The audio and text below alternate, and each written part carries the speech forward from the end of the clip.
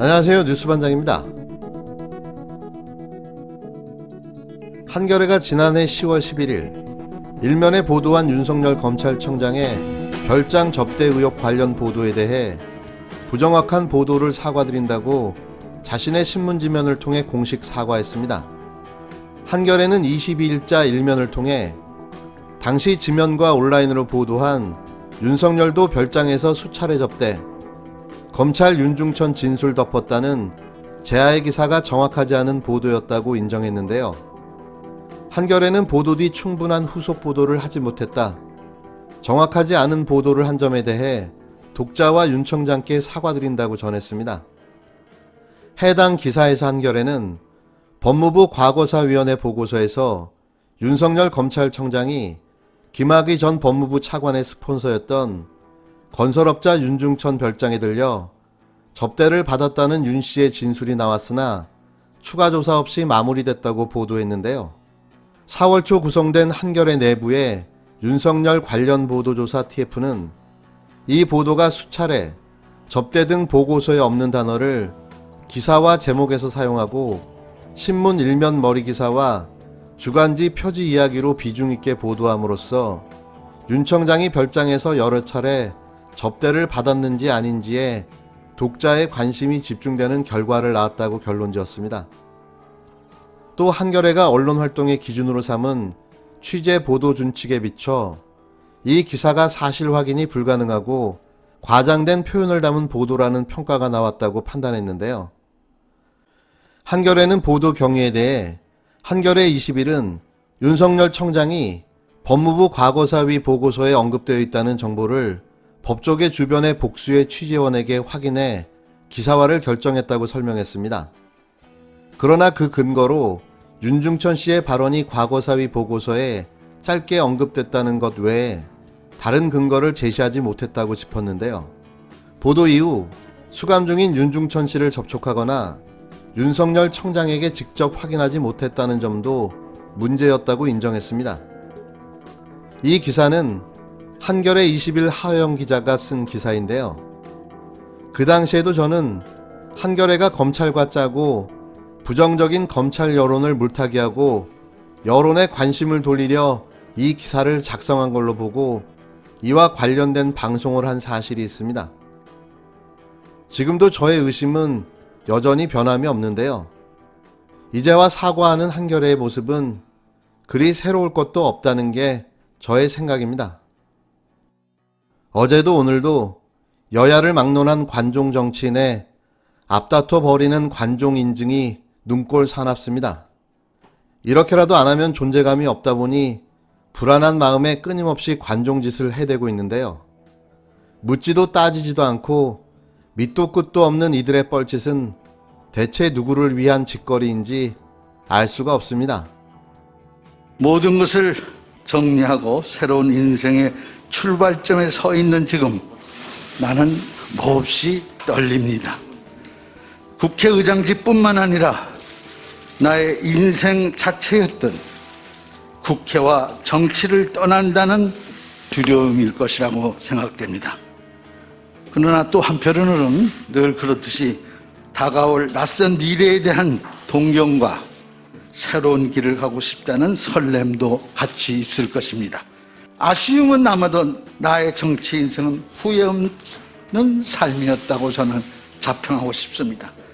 하루하루 쌓아올린 보람이 가득했던 행복한 정치인의 길이었다고 생각합니다. 퇴임을 앞둔 문희상 국회의장은 21일 이명박 박근혜 전 대통령의 사면 문제에 대해 전직 대통령에 대한 상당한 고민도 있어야 한다며 사면을 겁내지 않아도 될 시간이 됐다고 말했습니다.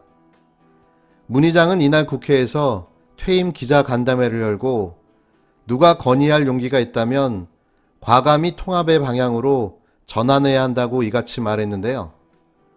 문 의장은 다만 사면하라는 것이 아니다라며 그 판단은 대통령의 고유 권한이라고 선을 그었습니다.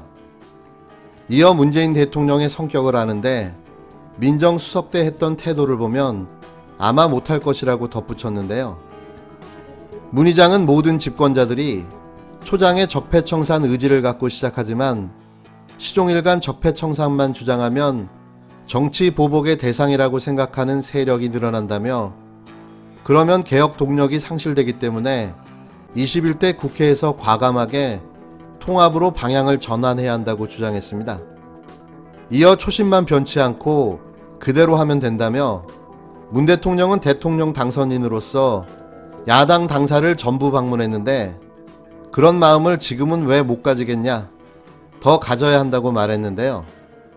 문 의장은 또 모든 것을 정리하고 새로운 인생의 출발점에 서 있는 지금 몹시 떨린다며, 국회와 정치를 떠난다는 두려움일 것이지만 새로운 길을 가고 싶다는 설레임도 있을 것이라고 말했습니다.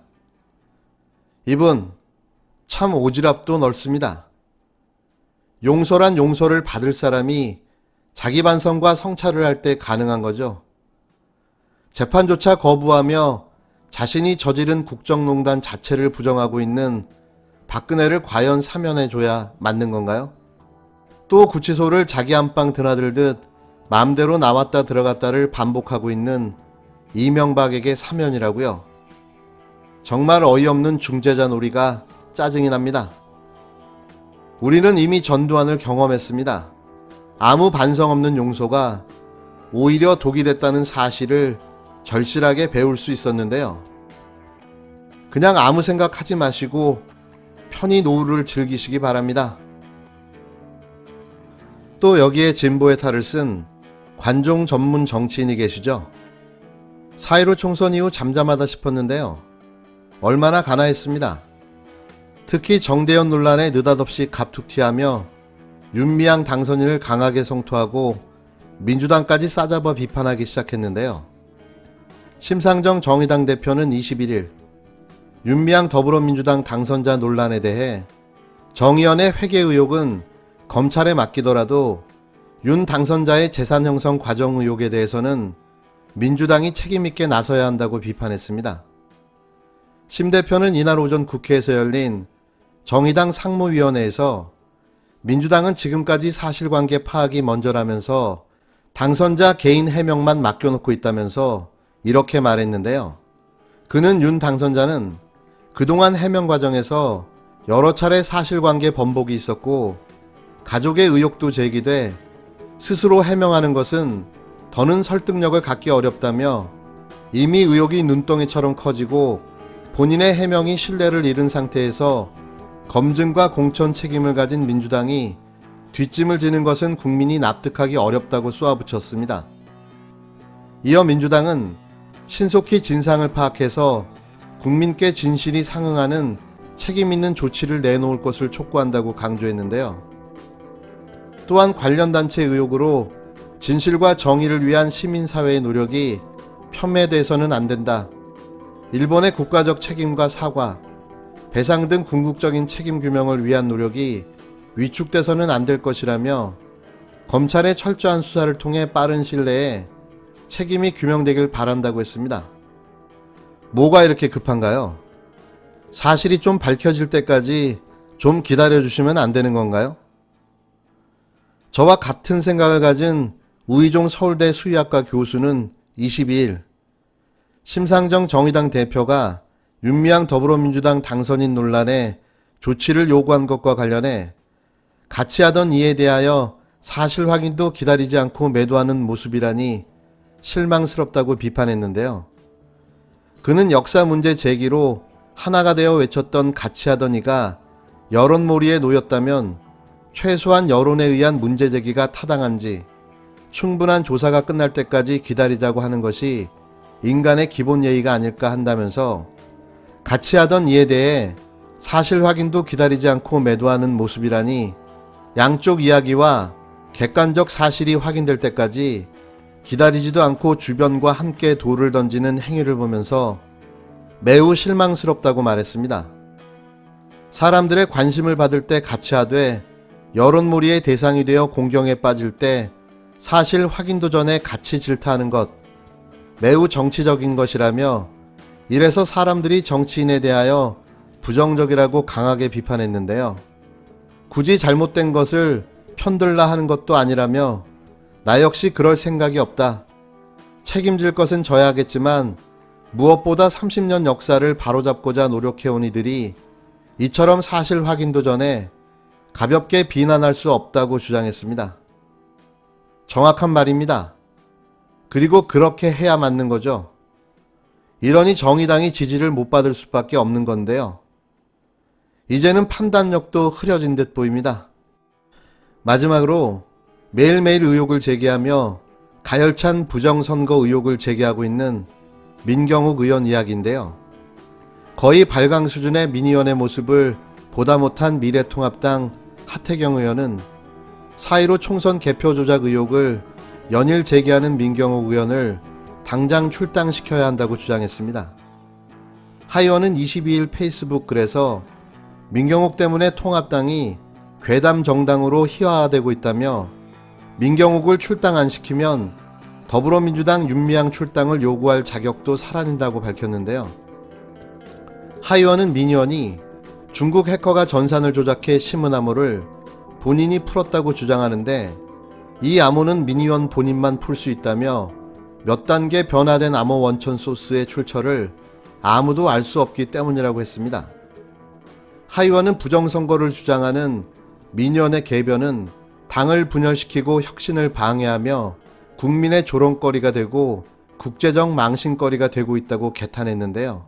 앞서 민의원은 전날 페이스북에 중국 프로그래머가 자신만 알아볼 수 있게 배열한 숫자를 찾아내 이진법으로 푼 뒤 앞에 0을 붙여서 문자로 변환시켰더니 Follow the party, 당과 함께 간다라는 구호가 나왔다며 중국과 내통한 희대의 선거 부정을 저질렀다며 문재인 대통령의 즉각 사퇴를 주장했습니다. 어떻게 웃어야 됩니까? 울어야 됩니까? 이제는 허언증을 넘어 자아 분열까지 나갔는데요. 임기가 끝나는 대로 정신과 상담을 받아보시고 요양원에서 장기 휴식을 취해보시길 권해드립니다. 오늘 당선자 총회에서 김종인 박사를 우리 미래통합당 비대위원장으로 내년 재보궐선거 때까지 모시기로 압도적으로 결정을 했습니다. 비대위원회가 정식으로 출범할 수 있게 된 것이 참으로 다행스럽게 생각을 합니다. 일단 방향이 잡혔다는 것이 매우 중요하다고 생각합니다.